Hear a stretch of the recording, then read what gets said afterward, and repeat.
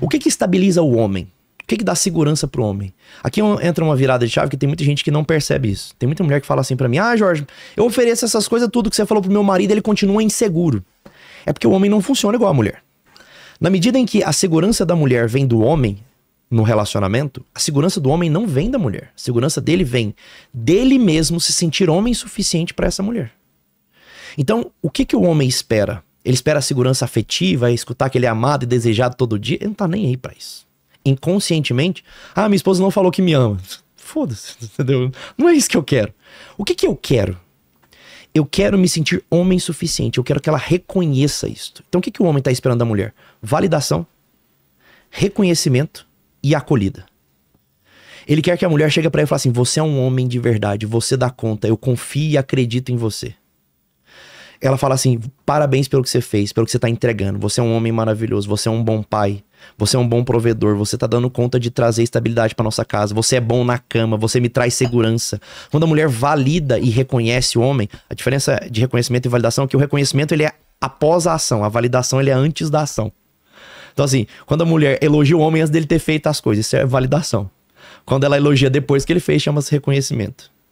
Uma paciente uma vez chegou pra mim e falou: Jorge, já tentei de tudo fazer meu marido emagrecer. Não tem nada que faz ele emagrecer. Falei: deixa eu ver se você tentou. Certeza que você chegou pra ele e falou assim: ah, você tá gordo, barriga tá pendendo, você não consegue mais enxergar o seu pinto, mas é por isso que você tá gordo. Eu falei isso pra ele mesmo. Eu falei: óbvio que ele... Por quê? Porque você vai diminuir ele mais ainda. Quanto mais você diminui, mais instável ele fica, mais inseguro sobre si mesmo ele fica, mais reativo ele fica. Então ele não vai falar: nossa, você tem razão, vou emagrecer. Ele vai ou te atacar ou fugir. Então, ou ele vai se fechar emburrado, ou ele vai te atacar de volta. Fala: ah, mas você só reclama, você só isso, só aquilo, vou arrumar outra pra mim. Pronto. Ela falou: o que que eu faço? Falei: segue o conselho. Você vai chegar pra ele, vai encostar nele, vai olhar pra ele e falar: amor, você tá fazendo dieta? Ele vai falar: não, claro que não. Falo: ah, mas eu te achei mais magro. Essa é a validação. Eu te achei mais magro, mais bonito, eu gostei. Continua assim. No dia seguinte, ele tava na academia. O homem, ele é movido pela possibilidade de continuar acertando. Imagina que você tem uma empresa. E essa empresa tá perto de pedir recuperação judicial, RJ. A empresa tá falindo, tá uma porcaria. Tudo dando errado, processo trabalhista, não sei o quê. Como é que é a sua energia ao acordar de manhã pra ir trabalhar? É uma porcaria, concorda? Vai falar: que merda. Porra, esse negócio não tá dando certo, eu vou largar de mão disso. Aí você fica tentando se convencer, a sua cabeça tentando falar pro seu estômago o tempo todo: não, vamos, eu preciso tentar reerguer essa empresa. É ou não é? É. Agora, imagina que essa empresa tá de vento em polpa. Cara, você tá batendo meta atrás de meta, só faturando, só crescendo, vai fazer um IPO, o negócio tá... Como é que é a sua energia ao acordar de manhã pra ir trabalhar? Fenomenal. Você fala: cara, é tudo que eu quero. Eu quero dar tudo de mim aqui nessa empresa. O casamento funciona do mesmo jeito pro homem. A cabeça do homem funciona assim. Um casamento onde ele tá acertando, onde ele tá dando conta do recado, onde ele tá sendo reconhecido, onde ele tá sendo validado, onde ele tá sendo acolhido, esse casamento é onde ele quer estar. E ele vai fazer de tudo pra continuar ali. Sobretudo, não só pra estar ali, mas pra melhorar ali dentro. Ah, eu queria que meu marido melhorasse. Você vai ter que começar a elogiar ele. Você vai ter que começar a dar reconhecimento, que é olhar o que ele tá fazendo de certo e reconhecer e validar. A validação é, antes dele fazer, você confiar e acreditar que ele vai dar conta de fazer. E se você conseguir fazer essas duas coisas, ainda sobra o terceiro termo que o homem espera, que é a acolhida. Acolhida é assim: todo homem, ele tem uma insegurança de falar o que ele realmente gostaria. Porque ele tem insegurança da forma como ele vai ser julgado pela mulher. Se ele vai ou não vai ser diminuído por ela.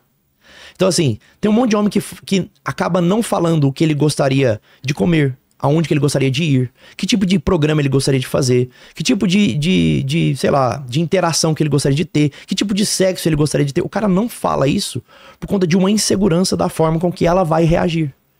Porque ele fala: cara, se eu falar isso, ela vai entender mal, ela vai me julgar, vai me condenar e vai me diminuir. Então eu não falo nada, sabe? Isso é péssimo pro relacionamento. O homem precisa dessa liberdade pra ele poder falar. Nem que seja pra vocês tratarem na risada e depois falar: amor, isso aí é demais, não dá. Ah, amor, eu queria, sei lá, que você usasse mais lingerie e tal, você fica tão bonita, gostosa com lingerie. O cara, pra ele saber, pra ele chegar nesse ponto de falar isso, é difícil. Ou ele já tá de saco cheio e ele fala assim, meio na força do ódio, ou ele não fala. Agora, se ele tem liberdade de falar assim, poxa, amor, você podia usar umas lingeries, você fica mais bonito e não sei o que. Ela fala, tá bom, amor. Fala, amor, a gente podia trazer mais uma pessoa pro relacionamento. Ela vai dar uma risada e fala, amor, não inventa. Você tá lá louco também agora, também não precisa. Nem tanto. Mas ela não vai sair julgando ou condenando. Ela simplesmente vai sentar, vai conversar e vai ajudar a ser essa consciência acessória. O homem, quando ele quer ser acolhido, ele quer explicar o que tá aqui embaixo e pedir ajuda dela pra ordenar se aquilo é lícito ou não. E tá tudo bem que seja assim, sabe? O homem, quando ele começa a fazer um monte de coisas infantis, é porque a vaca já foi pro brejo. Quando ele começa recorrentemente a fazer atos infantis, é porque ele já não tá nem aí mais ao julgamento da mulher. E onde é que tá o problema disso? Quando ele perde essa necessidade, esse filtro de não querer mais ser julgado por ela, ele tá cagando pra ela, literalmente, ele vai buscar outro centro de validação. É sinal de que ele aniquilou aquele centro de validação da cabeça dele. Fala, eu não preciso mais agradar essa pessoa, eu não quero mais agradar. Se ela gostar ou não gostar, o problema é dela. E agora eu vou achar outro centro de validação. Quem? Pode ser a mãe dele. Uma vez uma moça me mandou uma caixinha no Instagram, mas ela mandou em letras, em caps lock, sabe assim? Letras garrafas. Como se ela tivesse gritado o negócio. Ela falou, eu não aguento mais, o meu marido todo dia sai do trabalho e vai pra casa da mãe e fica 1 hora e meia na casa da mãe dele. Eu não aguento mais. O que você acha disso? Eu falei, eu acho que a sua sogra tá salvando seu casamento. Ele vai lá pra casa da mãe dele e se abastece pra aguentar e suportar quando chegar em casa e você. Porque é a realidade. O que a mãe tá oferecendo, muito provavelmente, nessa relação? Paz. É só isso. Acolhimento, né? É isso. Acolhimento, paz e reconhecimento. Ele chega na casa da mãe dele e fala, meu filho, come um bolo aqui. Nossa, tão cansado, eu tô vendo o tanto que você tá trabalhando. Você é um bom filho, você é um bom homem.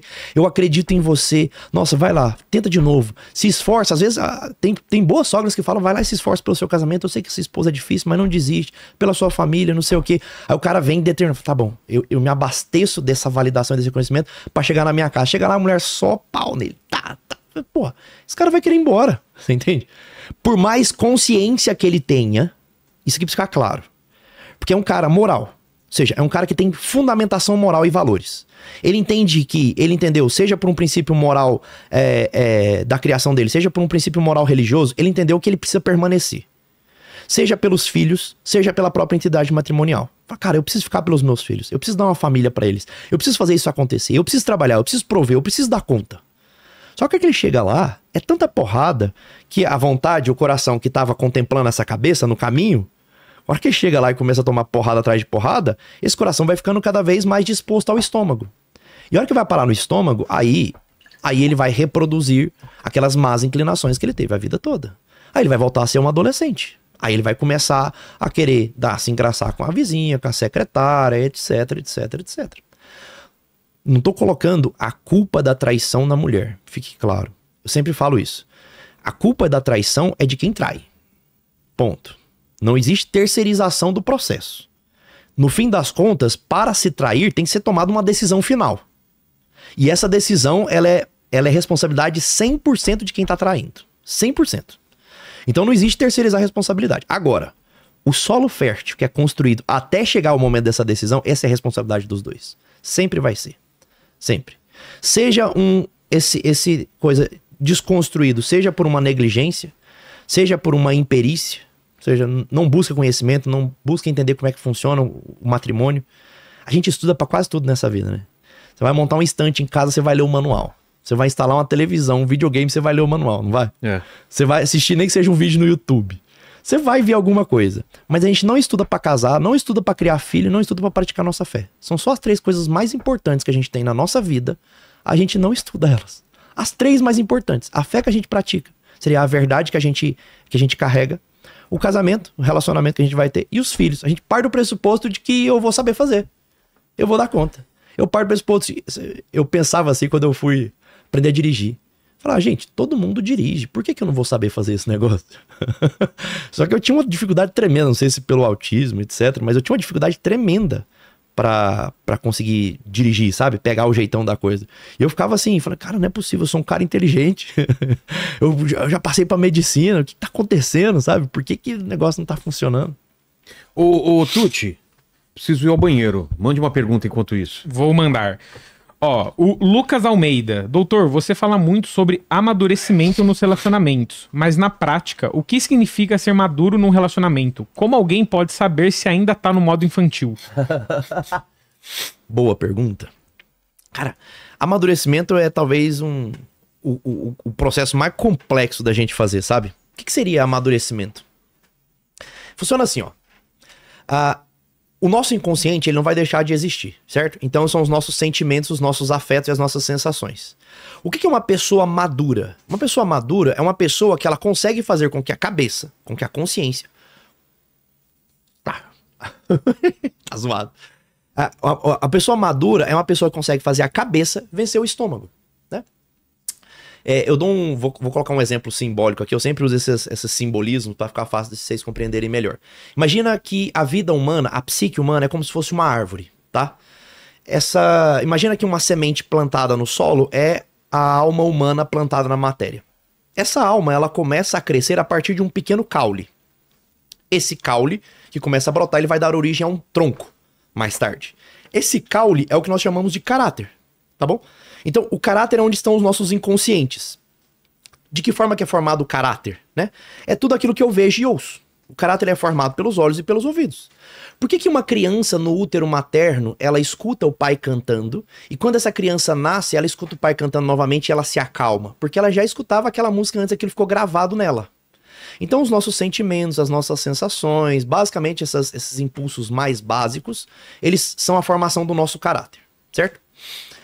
Aqui em cima nós temos a copa da árvore. A copa da árvore é a nossa personalidade. Então a personalidade é onde estão as nossas inteligências, a nossa razão, a nossa consciência.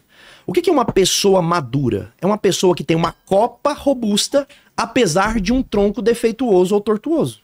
Então, por mais que o meu inconsciente seja mal formado, ou seja, por mais que eu seja mau caráter, o meu caráter... Se eu tive uma criação ruim, eu sou mau caráter. Isso é, assim, concretamente isso. O caráter é o arcabouço dos inconscientes, e os inconscientes são formados, sobretudo, na nossa infância e adolescência. Se eu tive uma adolescência sem uma boa formação, nos exemplos que eu tive, né?